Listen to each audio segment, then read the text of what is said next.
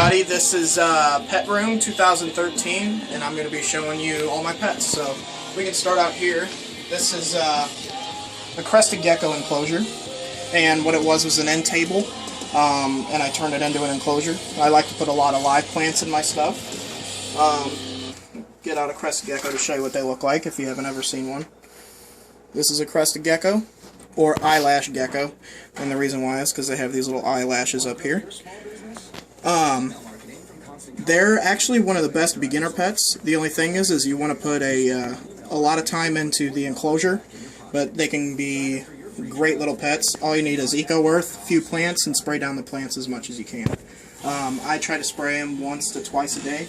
This enclosure stays pretty humid and keeps moisture in pretty well, so I only spray it once normally. This here is my veiled chameleon. This is Quincy. Try to put as much foliage as possible with him. And he's shedding, so I'm not going to get him out, but I'll let you see him. So, yeah, he's not too happy right now with me holding him. Normally he's pretty cool about being held, but it's because it's his time to shed. Whenever they're shedding, they get a little grumpy. Next we're going to start on these shelves. Down here, this is Ozzy. He is a 12-year-old bearded dragon, and I've had him for about 4 years now. This was one of my first pets. I had a leopard gecko before him, but sadly passed away due to stress from me moving. But this is basically one of my first pets, so I really like him a lot, and he's about one of my favorite pets in here right now.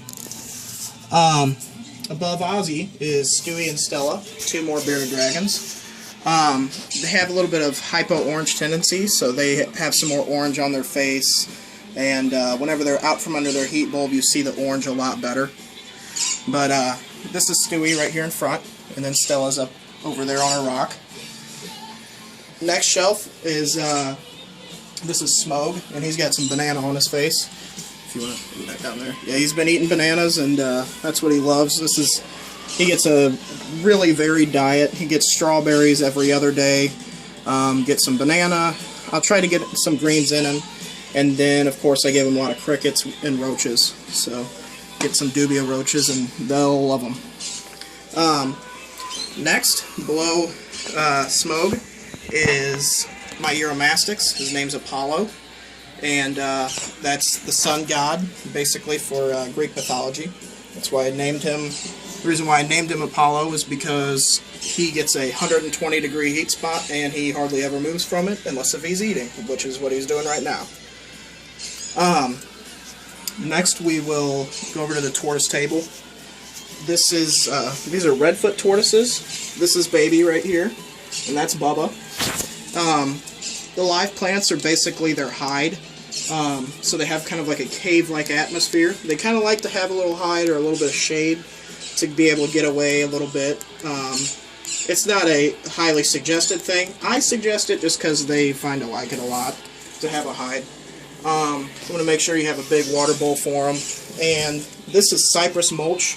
This is the one of the best things you can put adult redfoots or juvenile redfoots on. You can also go with Eco Earth. It'll be a little bit more expensive because you need a large amount of it. But stay away from most mulches. Just try to go with Cypress because some have aromas that can hurt their lungs, and then some don't stay wet enough. As you can see, this looks almost as damp as soil. And I try to water this down. I hydrate it maybe once a week where I pour a bucket of water and then just mix it up. But they get a very varied diet as well. If you can see in this, it's all kinds of different greens, from kale, mustard greens, all kinds of stuff. You can see some banana right here and right here. These are shrimp. And then I dust any herbivore. I dust with calcium. But the guys that don't eat any kind of greens or anything like that, I just dust their crickets or roaches with calcium. And of course, mice, their bones have calcium, so they get some calcium out of that too.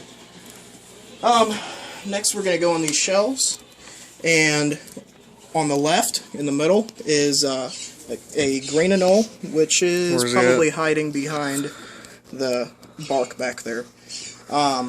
Throw in a lot of live plants in here. Pothos, there's some chicks and hens at the bottom, and some Jade Plant. Jade Plant's the stuff right there. This stuff? You want to zoom it to the left. Right there. Oh, okay. That stuff that's right there, that's Jade.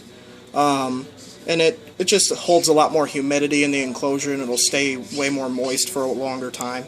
That's the best thing about live plants. That, and then it makes the oxygen more pure because they produce oxygen. So, next is my Tokay Gecko, which hides in the back. This is one of the guys you do not want to normally hold. I'd say 9 out of 10 times you're going to get bit. You can find one that's tame, or you can tame one yourself, but it's pretty difficult. I can't tame him just because he is always wanting to bite, always wanting to get out of your hands, whatever. And he has a heat pad underneath him, so that's why he doesn't have a heat bulb. And he gets a lot of heat from these bulbs as well, and they don't need a UVB bulb as well. So it can be beneficial to have a UVB bulb with them. And if you don't know what a UVB bulb is, I will put a description below this video. This is my Cuban night anole, and his name is Castro, just because he's from Cuba. But still a lot of live plants in here. Not a whole lot of pothos, just because it stays pretty warm in there, and the pothos can kind of get burnt up. But there's Jade, as you can see to the left of him. And it's his bedding is like a mulch eco-earth mix. So it holds humidity very well. And I give everybody a little water bowl, even if they don't normally drink out of it, just if their enclosure gets a little dry while I'm gone during the day, they still have the opportunity to get some water. Bottom right, you won't be able to see what's in here because it's a broad-headed skink, which is native to the area I'm from. And this is the Midwest, so that one's burrowing right now. Then we have my huge male leopard gecko that is extremely tame, and I'll get him out real quick just because he's so cool. You can see him, he's extremely tame. You can pet his tail, he does not care. And he is a jungle banded leopard gecko.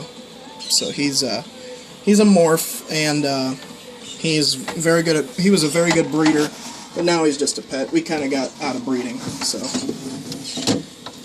next to him is the rose-haired tarantula that I named Shelob from Lord of the Rings. And also Smough, the skink, is actually named from The Hobbit. That's the name of the dragon in The Hobbit that hides in a cave. The reason why I picked that name is because he looks kind of like a dragon and he hides a lot. So, a little bit of info for you. Last but definitely not least is my indoor pond, and that's right here. I have 2 Oscars. They're tiger Oscars that are in the pond. I have a tinfoil barb, 2 yellow-plated catfish, 2 plecostomus, and a convict cichlid. I had 2 convict cichlids, but sadly my male passed away. He was just extremely old. And around the pond I have all kinds of live plants, and I also have a tree that's coming out of the corner here.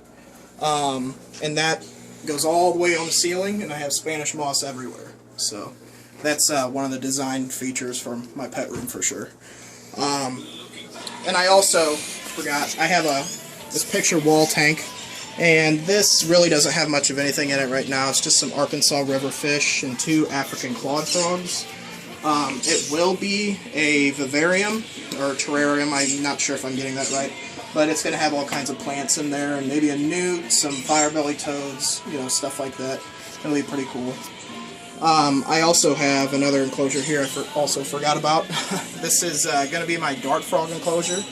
I'll have bumblebee dart frogs, maybe some blue jeans or something like that. I haven't really figured out what all goes best together just yet. That's one thing I'm looking up.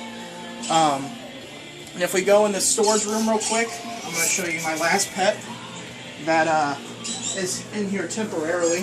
This is my Savannah Monitor, and he's still a little skittish, but I'm working with him. And he will get to be 4 to 4.5 feet long. Some stay at around 3 feet, but as the way he's growing now, I'm pretty sure he's going to be a big boy, and it is a boy, by the way. So this is his temporary enclosure, so nobody yell at me for having him in something too small. He'll only be in here for maybe a week at the most, and then he's going in his huge permanent enclosure. And I guess that'll be it for this video. I'm going to be making another video for this room. This is going to be my fish breeding room, and we'll come back with you with that video.